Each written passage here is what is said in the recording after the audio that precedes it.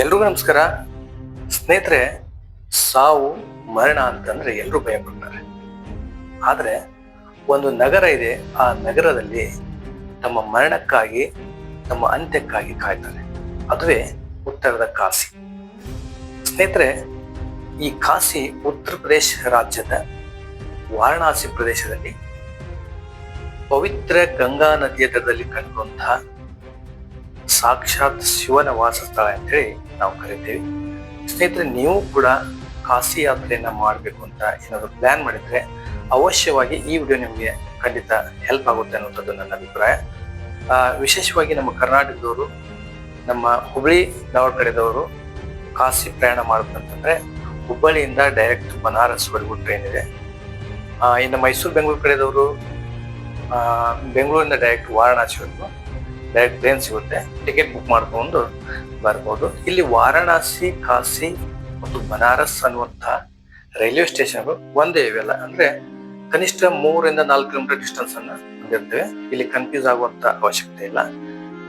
ಈ ಸ್ಟೇಷನ್ಗಳಿಂದ ಸುಮಾರು 4 ಕಿಲೋಮೀಟರ್ ಒಳಗಡೆ ಕಾಶಿಯ ವಿಶ್ವನಾಥ್ ದೇವಸ್ಥಾನ ನಾವು ತಲುಪಬಹುದು. ಸ್ನೇಹಿತರೆ, ಕಾಶಿ ಯಾತ್ರೆಯನ್ನ ಮಾಡಲು ಸೂಕ್ತವಾದಂತ ಸಮಯ ಮತ್ತು ಇಲ್ಲಿ ವಿಶೇಷತೆ ಬಗ್ಗೆ ತಿಳ್ಕೋದಾದ್ರೆ, ಕಾಶಿ ಯಾತ್ರೆಯನ್ನು ಮಾಡಲು ಅಕ್ಟೋಬರ್ದಿಂದ ಜೂನ್ ತಿಂಗಳು ಅತ್ಯಂತ ಸೂಕ್ತವಾದಂತ ಸಮಯ ಅಂತ ಹೇಳಲಾಗ್ತದೆ. ಕಾಶಿ ವಿಶೇಷತೆ ಬಗ್ಗೆ ತಿಳ್ಕೋದಾದ್ರೆ, ಕಾಶಿ ಸಾಕ್ಷಾತ್ ಶಿವನ ವಾಸಸ್ಥಳ. ಶಿವನಿಗೆ ಸಮರ್ಪಿತವಾದಂತಹ 12 ಜ್ಯೋತಿರ್ಲಿಂಗಗಳಲ್ಲಿ ಇದು ಕೂಡ ಒಂದು ಪ್ರಮುಖವಾದದ್ದು ಅಂತ ಹೇಳಲಾಗ್ತದೆ. ಕಾಶಿಯಲ್ಲಿ ಆದಿ ಶಂಕರಾಚಾರ್ಯರು, ರಾಮಕೃಷ್ಣ ಪರಮಹಂಸರು, ಸ್ವಾಮಿ ವಿವೇಕಾನಂದರು, ಗೌತಮ ಬುದ್ಧರು ಸಂಚರಿಸಿದಂತ ಒಂದು ಪವಿತ್ರ ಸ್ಥಳ ಅಂತ ಹೇಳಲಾಗ್ತದೆ. ಹಲವಾರು ವರ್ಷಗಳ ಐತಿಹಾಸಿಕ ಹಿನ್ನೆಲೆಯನ್ನು ಹೊಂದಿರುವಂತಹ, ಯುಗಗಳಿಂದ ಪ್ರಸಿದ್ಧಿ ಪಡೆದಂತಹ ಧಾರ್ಮಿಕ ಸ್ಥಳ ಕಾಶಿ. ಈ ಕಾಶಿಯಲ್ಲಿ ಕಾಶಿ ವಿಶ್ವನಾಥ ದೇವಾಲಯ ಒಳಗೊಂಡಂತೆ ಹಲವು ದೇವಾಲಯಗಳನ್ನು ನಾವು ಇಲ್ಲಿ ಕಾಣಬಹುದು. ಒಂದು ಕಾಲಭೈರವ ದೇವಸ್ಥಾನ, ಪಂಚಪಾಣಿ, ಮಹಾವಿಷ್ಣು, ಶನೀಶ್ವರ, ಹೀಗೆ ಹಲವಾರು ನಾವು ದೇವಾಲಯಗಳನ್ನ ಕಾಣಬಹುದು. ಸ್ನೇಹಿತರೆ, ಕಾಶಿ ವಿಶ್ವನಾಥ ದೇವಾಲಯದ ದರ್ಶನ ಪಡೆಯಲು ಬೆಳಗ್ಗೆ 4 ಗಂಟೆಯಿಂದ ರಾತ್ರಿ 9 ಗಂಟೆವರೆಗೆ ಲಭ್ಯ ಇರುತ್ತದೆ. ನಾವು ದೇವಸ್ಥಾನದಲ್ಲಿ ದರ್ಶನ ಪಡೆಯಲು ಸರದಿಯಲ್ಲಿ ನಿಂತುಕೊಂಡು ಹೋಗಬೇಕಾದ್ರೆ ಪವಿತ್ರ ಗಂಗಾ ಜಲವನ್ನ ಕೈಯಲ್ಲಿ ಹಿಡ್ಕೊಂಡು ನಾವು ದರ್ಶನ ಪಡೆಯುವಾಗ ಅಭಿಷೇಕ ಮಾಡುವಂತಹ ಒಂದು ಪದ್ಧತಿಯನ್ನು ನಾವು ಇಲ್ಲಿ ಕಾಣಬಹುದು. ಸ್ನೇಹಿತರೆ, ಈ ಗಂಗಾ ನದಿಯಲ್ಲಿ ಸ್ನಾನ ಮಾಡುವುದರಿಂದ ನಮ್ಮೆಲ್ಲರ ಪಾಪ ಕರ್ಮಗಳು ನಶಿಸಿ ಹೋಗ್ತವೆ ಅನ್ನುವಂತಹ ನಂಬಿಕೆ. ಹಾಗಾಗಿ ಗಂಗಾ ನದಿಯಲ್ಲಿ ಸ್ನಾನ ಮಾಡುವುದರಿಂದ ಒಂದು ಪುಣ್ಯ ಸ್ನಾನ ಎಂದು ಕರೆಯಲಾಗುತ್ತದೆ. ನಾವು ಕಾಶಿಯಲ್ಲಿ ಕಾಶಿ ವಿಶ್ವನಾಥ ದೇವಾಲಯ, ಕಾಲಭೈರವ ಟೆಂಪಲ್, ಹೀಗೆ ಇನ್ನಿತರ ದೇವಾಲಯಗಳನ್ನು ನೋಡುವ ಜೊತೆಗೆ ಹಲವಾರು ಘಾಟ್ಗಳನ್ನ ನೋಡ್ಬೋದು. ಇಲ್ಲಿ 84ಕ್ಕಿಂತ ಅಧಿಕ ಘಾಟ್ಗಳನ್ನ ನಾವು ನೋಡ್ಬೋದು. ದಶಾಶ್ವಮೇಧ ಘಾಟ್, ಮಣಿಕಾರ್ಣಿಕ ಘಾಟ್, ಹರಿಶ್ಚಂದ್ರ ಘಾಟ್, ಆಸಿ ಘಾಟ್, ಹೀಗೆ ಹಲವು 84ಕ್ಕಿಂತ ಅಧಿಕ ಘಾಟ್ಗಳು ಇಲ್ಲಿ. ಪ್ರತಿಯೊಂದು ಘಾಟ್ ಕೂಡ ಒಂದು ವಿಶೇಷತೆಯನ್ನ, ಒಂದು ಐತಿಹಾಸಿಕ ಹಿನ್ನೆಲೆಯನ್ನ ನಾವು ಗಮನಿಸಬಹುದು. ಈ ಮಣಿಕಾರ್ಣಿಕ ಘಾಟದಲ್ಲಿ ಬೆಂಕಿ ಆಗುವುದಿಲ್ಲ ಎಂದು ಹೇಳಲಾಗುತ್ತದೆ. ಇಲ್ಲಿ ಜನರು ತಮ್ಮ ಅಂತ್ಯವನ್ನ ಕಾಣಲಿಕ್ಕೆ ಬಂದಿರ್ತಾರೆ, ಹಾಗಾಗಿ ಚಿತೆಯನ್ನ ಸುಡಲಾಗುತ್ತದೆ. ಇಲ್ಲಿ ಸತ್ತಂತಹ ಮರಣ ಹೊಂದಿದಂತಹ ವ್ಯಕ್ತಿಗೆ ಮೋಕ್ಷ ಪ್ರಾಪ್ತಿಯಾಗುತ್ತೆ ಅನ್ನೋದು ಬಲವಾದ ನಂಬಿಕೆಯವರಲ್ಲಿದೆ.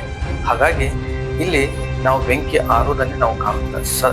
ಸತತವಾಗಿ ಇಲ್ಲಿ ಚಿತೆಯನ್ನ ಸುಡಲಾಗ್ತದೆ. ಒಂದು ವಿಧಾನದ ಮೂಲಕ ಇಲ್ಲಿ ಶವ ಸಂಸ್ಕಾರವನ್ನು ಮಾಡಲಾಗ್ತದೆ. ಇದನ್ನು ಹೊರತುಪಡಿಸಿದ್ರೆ ಕಾಶಿಯಿಂದ ಸುಮಾರು 8-10 ಕಿಲೋಮೀಟರ್ ಒಳಗಡೆ ಸಾರಾನಾಥ್ ಮತ್ತೊಂದು ಟೆಂಪಲ್ ನಾವು ನೋಡ್ಬೋದು. ಅಲ್ಲಿ ಗೌತಮ ಬುದ್ಧರು ಸುತ್ತ ಉಪದೇಶವನ್ನು ನೀಡಿದ್ರು ಅಂತ ಹೇಳಲಾಗ್ತದೆ. ಓಕೆ ಸ್ನೇಹಿತರೆ, ನಾವು ಕಾಶಿ ಯಾತ್ರೆಯನ್ನು ಮಾಡುವಂತಹ ಸಂಕ್ಷಿಪ್ತ ವಿಡಿಯೋನ ಈ ವಿಡಿಯೋದಲ್ಲಿ ಹಾಕಿದ್ದೀನಿ. ನಿಮಗೂ ಕೂಡ ಇಷ್ಟವಾಗಿದ್ದಲ್ಲಿ ಲೈಕ್ ಮಾಡಿ, ಸಬ್ಸ್ಕ್ರೈಬ್ ಮಾಡಿ. ಜೈ ಹಿಂದ್.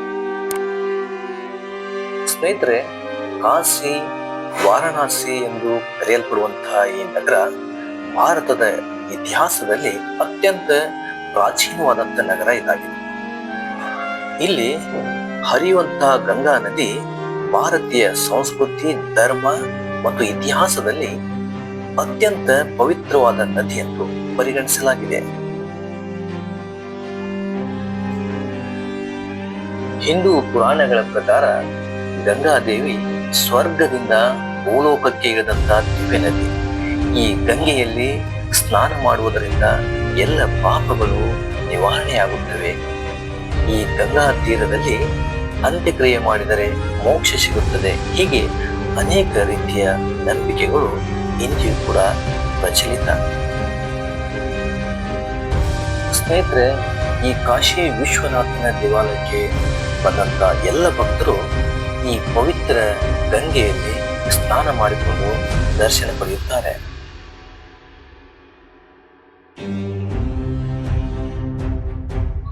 ಈ ಪವಿತ್ರ ಗಂಗಾ ನದಿಯು ಅನೇಕ ಕವಿಗಳು, ಸಂಗೀತಗಾರರು ಮತ್ತು ಸಂತರುಗಳಿಗೆ ಪ್ರೇರಣೆಯಾಗಿದೆ.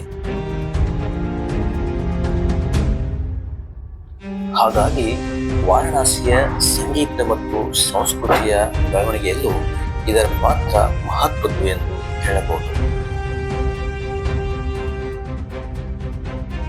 ಸ್ನೇಹಿತರೆ, ಬೆಳಗಿನ ಸೂರ್ಯೋದಯದ ಸಮಯದಲ್ಲಿ ಈ ಗಂಗಾ ನದಿಯಲ್ಲಿ ದೋಣಿಗಳ ಮೂಲಕ ಪ್ರಯಾಣ ಮಾಡುವುದು ಅತ್ಯಂತ ಸಂತೋಷ, ಆನಂದದ ಅನುಭವವನ್ನು ಉಂಟು ಮಾಡುತ್ತದೆ. ಈ ವಾರಣಾಸಿಯ ಗಂಗಾ ನದಿ ಕೇವಲ ಇದು ಒಂದು ನದಿಯಲ್ಲ, ಅದು ಭಾರತದ ಆಧ್ಯಾತ್ಮಿಕ ಆತ್ಮದ ಪ್ರತೀಕವೆಂದು ಹೇಳಬಹುದು.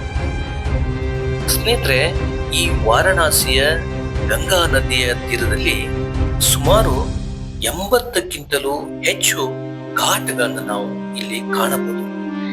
ಈ ಘಾಟ್ಗಳು ತನ್ನದೇ ಆದಂತಹ ವಿಶಿಷ್ಟತೆ ಮತ್ತು ಐತಿಹಾಸಿಕ ಹಿನ್ನೆಲೆಯನ್ನ ಹೊಂದಿವೆ. ಸಾಮಾನ್ಯವಾಗಿ ನಾವು ಘಾಟ್ಗಳೆಂದರೆ ಈ ಗಂಗಾ ನದಿಯ ದಡದಲ್ಲಿರುವಂತಹ ಎತ್ತರವಾದಂತಹ ಮೆಟ್ಟಿಲುಗಳು ಎಂದು ಹೇಳಬಹುದು. ಈ ಘಾಟ್ಗಳಲ್ಲಿ ಪ್ರಮುಖವಾಗಿ ದಶಾಶ್ವಮೇಧ ಘಾಟ್, ಮಣಿಕಾರ್ಣಿಕಾ ಘಾಟ್, ಅಸಿ ಘಾಟ್, ಗಾಯ್ ಘಾಟ್, ಹರಿಶ್ಚಂದ್ರ ಘಾಟ್ ಹೀಗೆ ಅನೇಕ ಪ್ರಮುಖ ಘಾಟ್ಗಳನ್ನು ನಾವು ಇಲ್ಲಿ ಕಾಣಬಹುದು.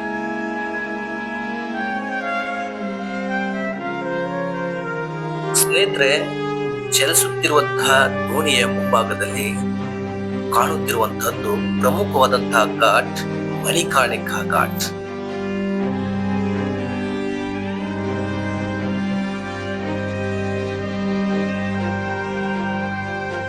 ಈ ಮಣಿಕಾರ್ಣಿಕಾ ಘಾಟ್ ನಲ್ಲಿ ಸತ್ತಂತಹ ಮರಣ ಹೊಂದಿದಂತಹ ವ್ಯಕ್ತಿಯ ಮೃತದೇಹಗಳನ್ನು ಇಲ್ಲಿ ತಂದು ಅಂತ್ಯಕ್ರಿಯೆಯನ್ನ ನಡೆಸಲಾಗುತ್ತದೆ. ಕಾರಣ, ವಾರಣಾಸಿ ಈ ಪವಿತ್ರ ಸ್ಥಳದಲ್ಲಿ ಸತ್ತಂತಹ ಮರಣ ಹೊಂದಿದಂತಹ ವ್ಯಕ್ತಿಗೆ ಮೋಕ್ಷ ಪ್ರಾಪ್ತಿಯಾಗುತ್ತದೆ ಎನ್ನುವಂತಹ ನಂಬಿಕೆ ಇಂದಿಯೂ ಕೂಡ ಪ್ರಚಲಿತ.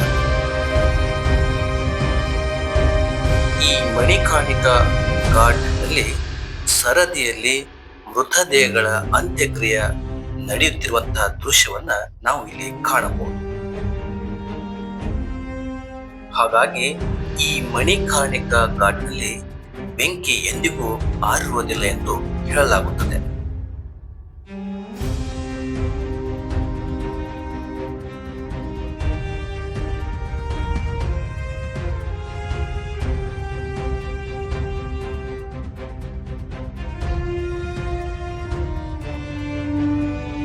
ಸ್ನೇಹಿತರೆ, ಈ ಮಣಿಕಾರ್ಣಿಕಾ ಘಾಟ್ನಿಂದ ಸ್ವಲ್ಪ ಮುಂದೆ ಸಾಗಿದರೆ ಮತ್ತೊಂದು ಪ್ರಮುಖವಾದಂತಹ ಘಾಟ್ ದಶಾಶ್ವಮೇಧ ಘಾಟ್.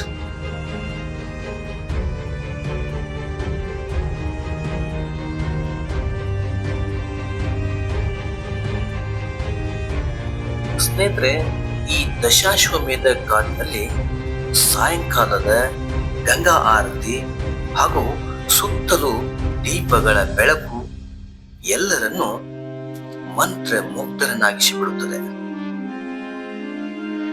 ಬನ್ನಿ ಸ್ನೇಹಿತರೆ, ಸಾಯಂಕಾಲದ ಈ ದಶಾಶ್ವಮೇಧ ಘಾಟ್ ನಡೀತಿರುವಂತಹ ಗಂಗಾ ಆರತಿಯ ದೃಶ್ಯವನ್ನ ನೋಡೋಣ.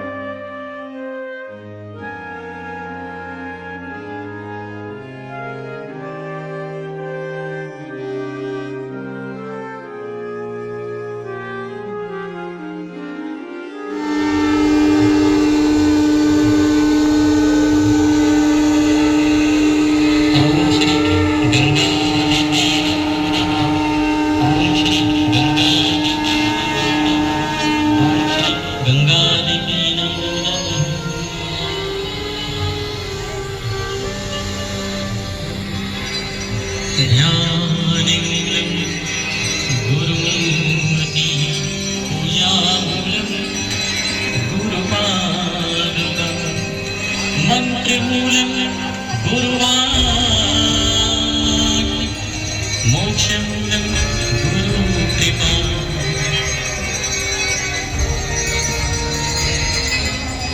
वक्रतुण्ड महाकाय सूर्यकोटि समप्रभ निर्विघ्नं कुरु मे देव